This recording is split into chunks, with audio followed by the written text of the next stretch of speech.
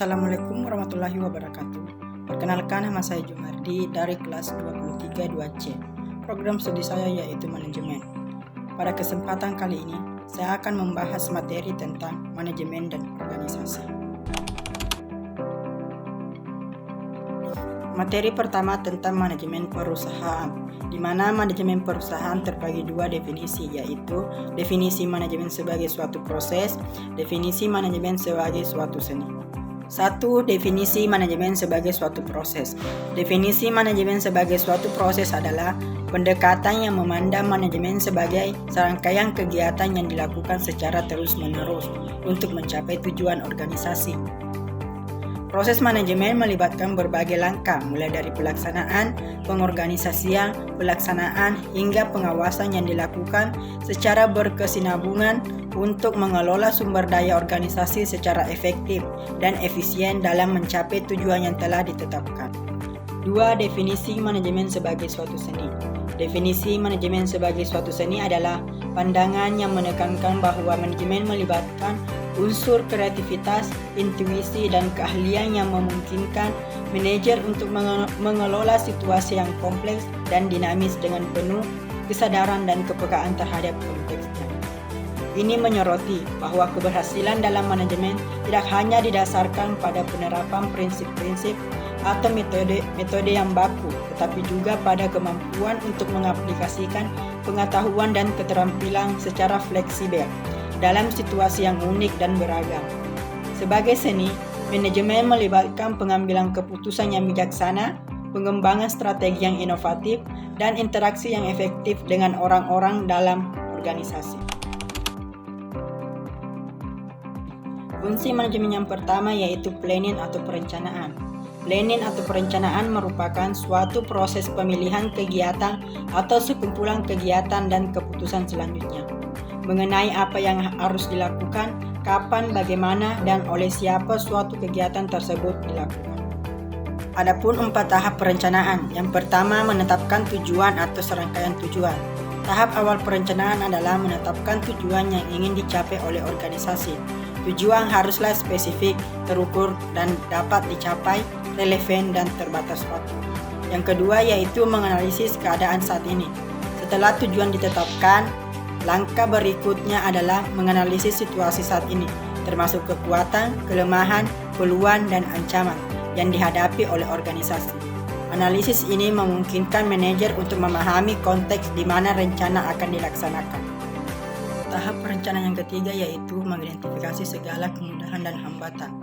Tahap ini melibatkan identifikasi semua faktor internal dan eksternal yang dapat memengaruhi pencapaian tujuan ini, mencakup sumber daya yang tersedia, kendala yang mungkin timbul, serta peluang yang dapat dimanfaatkan. Tahap perencanaan yang keempat yaitu mengembangkan rencana atau serangkaian kegiatan untuk pencapaian tujuan. Berdasarkan analisis yang telah dilakukan, langkah terakhir adalah mengembangkan rencana tindakan yang detail untuk mencapai tujuan yang telah ditetapkan. Rencana ini harus mencakup langkah-langkah spesifik, tanggung jawab yang jelas, jadwal pelaksanaan, serta pengalokasian sumber daya yang diperlukan. Adapun manfaat perencanaan, yang pertama memberikan arahan dan tujuan bagi organisasi. Perencanaan membantu mengarahkan upaya organisasi menuju pencapaian tujuan yang telah ditetapkan, sehingga memungkinkan koordinasi yang lebih baik di antara berbagai departemen dan anggota tim. Manfaat perencanaan yang kedua yaitu sebagai pedoman untuk mengevaluasi pelaksanaan kegiatan.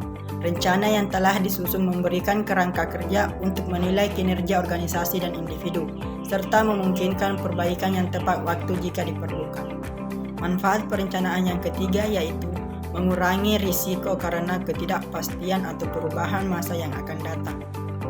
Perencanaan membantu organisasi untuk mempersiapkan diri menghadapi ketidakpastian dan perubahan lingkungan yang mungkin terjadi dengan mempertimbangkan skenario yang berbeda dan merencanakan respon yang sesuai.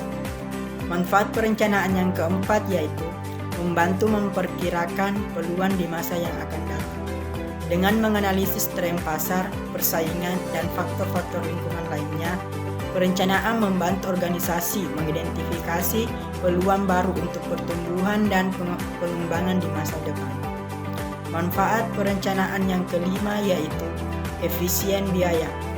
Dengan perencanaan yang matang, organisasi dapat mengalokasikan sumber daya dengan lebih efisien, menghindari pemborosan dan memastikan bahwa setiap pengeluaran mendukung pencapaian tujuan organisasi secara keseluruhan. Materi selanjutnya yaitu fungsi perencanaan. Fungsi perencanaan yang kedua yaitu organizing atau pengorganisasian, merupakan suatu proses menciptakan hubungan antar berbagai fungsi, personalia, dan faktor-faktor fisik agar semua pekerjaan yang dapat dilakukan dapat bermanfaat serta terarah pada tujuan.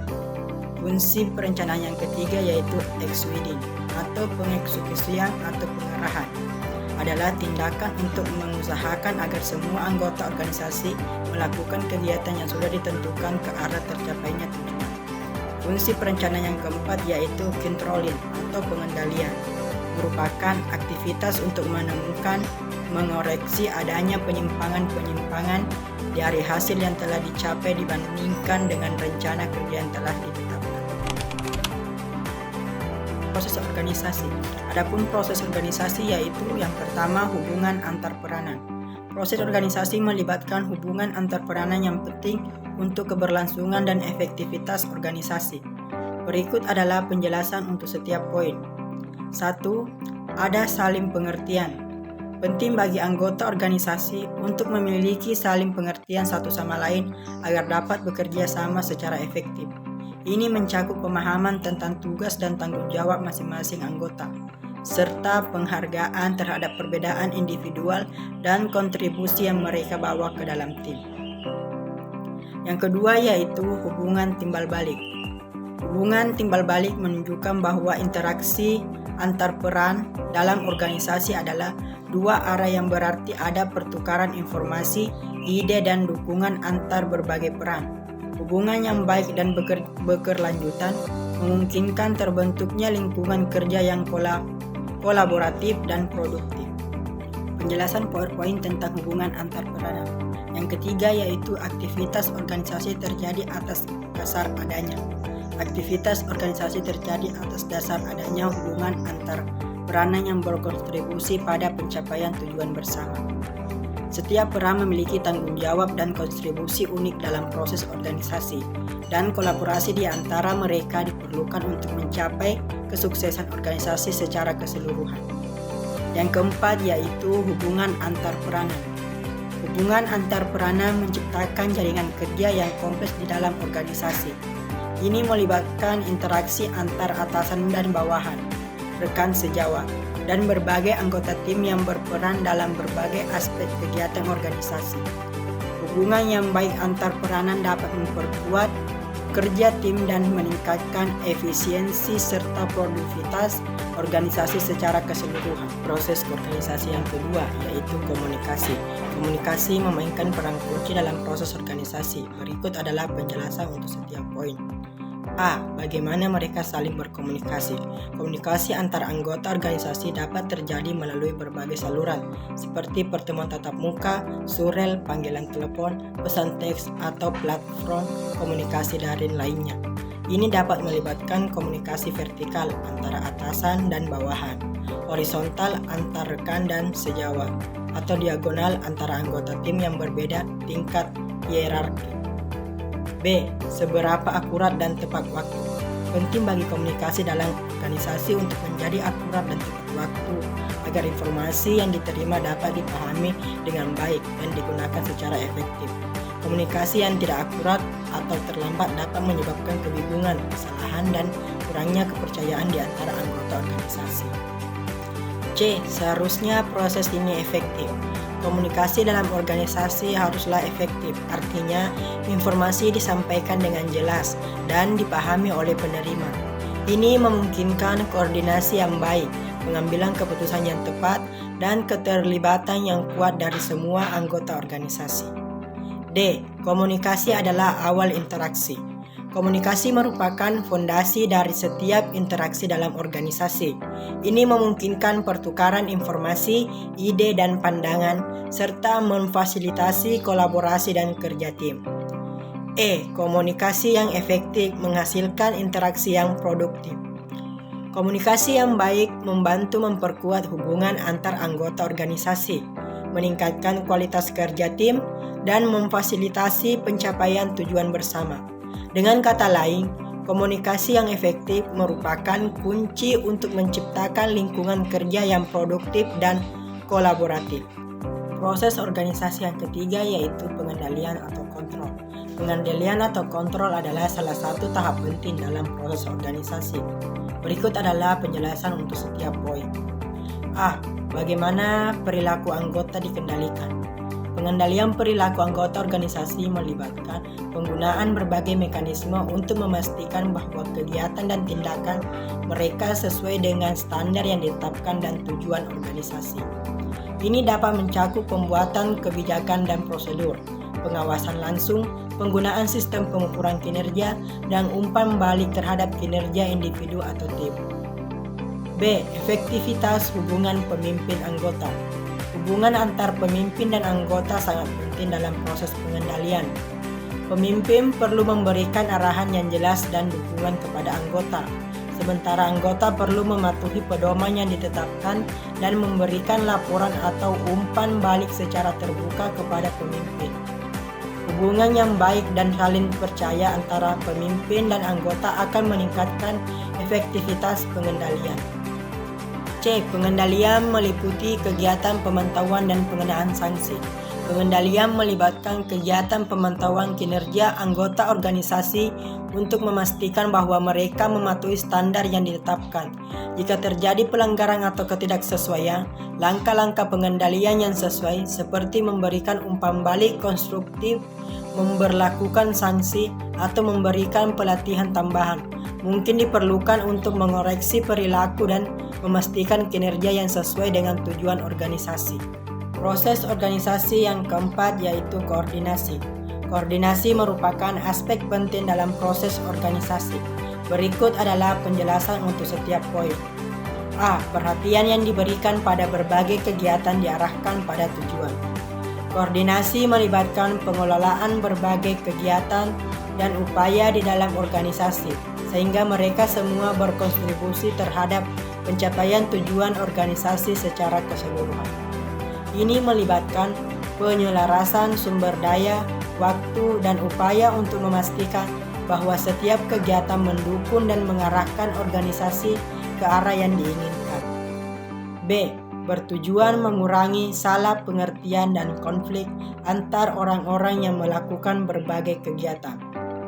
Koordinasi membantu mengurangi risiko konflik dan kebingungan di antara anggota organisasi dengan memfasilitasi komunikasi yang jelas, pertukaran informasi yang tepat waktu, dan pembagian peran dan tanggung jawab yang jelas.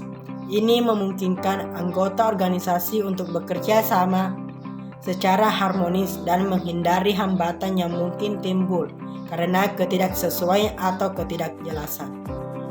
C. Pastikan bahwa semua bergerak ke arah tujuan yang sama. Koordinasi memastikan bahwa semua kegiatan dan upaya di dalam organisasi sejalan dengan tujuan yang telah ditetapkan.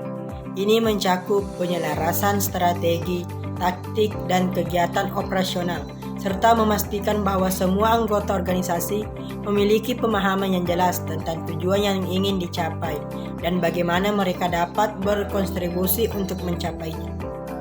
Proses organisasi yang kelima yaitu sosialisasi. Sosialisasi adalah tahap penting dalam proses organisasi, terutama untuk mengintegrasikan anggota baru ke dalam budaya dan sistem organisasi. Berikut adalah penjelasan untuk setiap poin. A. Bagaimana cara anggota baru diperkenalkan pada sistem? Anggota baru diperkenalkan pada sistem organisasi melalui berbagai cara, termasuk orientasi formal, pelatihan, mentorship, serta interaksi informal dengan anggota yang lebih berpengalaman. Ini bertujuan untuk membantu anggota baru memahami nilai-nilai, norma, prosedur, dan struktur organisasi. B. Cara-cara yang formal maupun informal. Sosialisasi dapat dilakukan melalui proses formal seperti pelatihan resmi, seminar, atau program orientasi karyawan. Selain itu, interaksi informal seperti kopdar, diskusi informal, atau kegiatan sosial di luar jam kerja juga dapat membantu anggota baru merasa lebih terhubung dengan organisasi dan rekan kerja mereka. C. Apakah proses ini dilakukan dan mencukupi? Penting untuk memastikan bahwa proses sosialisasi dilakukan secara menyeluruh dan mencukupi untuk membantu anggota baru menyesuaikan diri dengan organisasi. Hal ini melibatkan menyediakan sumber daya yang diperlukan, mendukung interaksi yang positif antar anggota baru dan anggota lainnya, serta memberikan umpan balik dan dukungan selama periode transisi. D. Tanpa sosialisasi yang cukup, anggota baru akan lama menyesuaikan diri dengan organisasi. Kurangnya sosialisasi dapat menyebabkan anggota baru merasa terisolasi, tidak nyaman, dan tidak efektif dalam berkontribusi pada organisasi. Oleh karena itu, menjalankan proses sosialisasi yang baik adalah kunci untuk memastikan integrasi yang sukses dan produktivitas anggota baru dalam organisasi. Proses organisasi yang keenam yaitu supervisi. Supervisi merupakan tahap penting dalam proses organisasi yang melibatkan kombinasi antar pengawasan dan pembinaan. Berikut adalah penjelasan untuk setiap poin. A. Kombinasi pengawasan dan pembinaan. Supervisi melibatkan pengawasan terhadap kinerja anggota organisasi untuk memastikan bahwa mereka mematuhi standar dan prosedur yang telah ditetapkan, sambil juga memberikan bimbingan dan dukungan untuk membantu mereka meningkatkan kinerja mereka. B. Orientasinya pada perbaikan, bukan pada pemberian sanksi atau penghukuman. Supervisi yang efektif bertujuan untuk memperbaiki kinerja dan memfasilitasi perkembangan anggota organisasi, bukan hanya untuk menegakkan disiplin atau memberikan hukuman. Ini mencakup memberikan umpan balik konstruktif, menetapkan tujuan yang realistis, dan memberikan dukungan dalam mengatasi hambatan atau tantangan. C. Kepemimpinan seharusnya bersifat membina, membimbing, memperbaiki, melatih, tidak memerintah, reaktif, mempermalukan, menghukum. Supervisor seharusnya bertindak sebagai pembimbing dan mentor, membantu anggota organisasi untuk mencapai potensi maksimal mereka. Mereka seharusnya bersikap mendukung, empati, dan peduli terhadap kebutuhan dan perkembangan anggota tim, bukan hanya fokus pada penerapan aturan atau sanksi. Pendekatan yang membangun hubungan yang kuat antar supervisor dan bawahan akan memungkinkan terciptanya lingkungan kerja yang positif dan produktif. Materi yang terakhir yaitu tentang manajer. Manajer membutuhkan berbagai keterampilan yang berbeda untuk berhasil dalam pekerjaan mereka. Berikut adalah beberapa keterampilan relatif yang dibutuhkan oleh manajer. Yang pertama yaitu technical skill atau keterampilan teknis. Keterampilan teknik mencakup pemahaman dan kemampuan dalam menggunakan alat teknik dan prosedur yang spesifik untuk pekerjaan atau industri tertentu. Ini mencakup pengetahuan dan keterampilan yang spesifik terkait dengan fungsi atau bidang kerja tertentu, seperti penggunaan perangkat lunak, pemahaman proses produksi, atau keahlian dalam bidang teknik lainnya. Yang kedua yaitu human relation skill atau keterampilan hubungan manusia. Keterampilan hubungan manusia melibatkan kemampuan untuk berinteraksi, berkomunikasi, dan bekerja sama dengan orang lain secara efektif. Ini mencakup kemampuan dalam motivasi, mempengaruhi, dan memimpin orang lain, serta kemampuan untuk menyelesaikan konflik, memfasilitasi kerja tim, dan membangun hubungan yang positif dengan anggota tim dan rekan kerja. Yang ketiga yaitu conceptual skill atau keterampilan konseptual. Keterampilan konseptual melibatkan kemampuan untuk memahami dan menganalisis situasi secara holistik, mengenali pola dan hubungan yang kompleks, serta mengembangkan pemahaman yang mendalam tentang tujuan, visi, dan strategi organisasi. Ini mencakup kemampuan dalam berpikir abstrak, membuat keputusan strategis, dan melihat gambaran besar dari perspektif yang luas. Kesimpulan dari manajemen dan organisasi adalah bahwa keduanya saling terkait dan penting untuk mencapai tujuan organisasi secara efektif. Manajemen melibatkan proses perencanaan, pengorganisasian, pengarahan, pengendalian, dan pengawasan sumber daya organisasi untuk mencapai tujuan yang telah ditetapkan. Sementara itu, organisasi merupakan struktur yang terdiri dari individu-individu yang bekerja sama untuk mencapai tujuan bersama. Dalam konteks ini, manajemen berperan sebagai proses yang mengelola sumber daya organisasi, sedangkan organisasi menyediakan kerangka kerja di mana manajemen beroperasi. Keduanya saling mempengaruhi dan berkontribusi pada keberhasilan organisasi secara keseluruhan.